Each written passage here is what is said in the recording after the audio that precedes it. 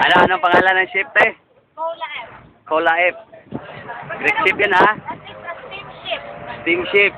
Kaya pala mayroong cola dito. Yon, nakikita nila yon. Yun na yun. Yun, ha? Nobody knows why the ship is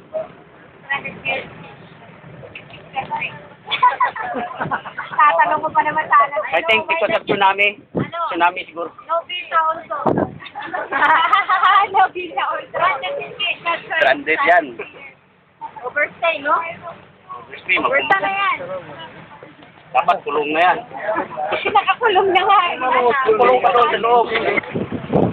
Greek ship. Greek ship daw, Greek ship. Yan, Greek ship daw.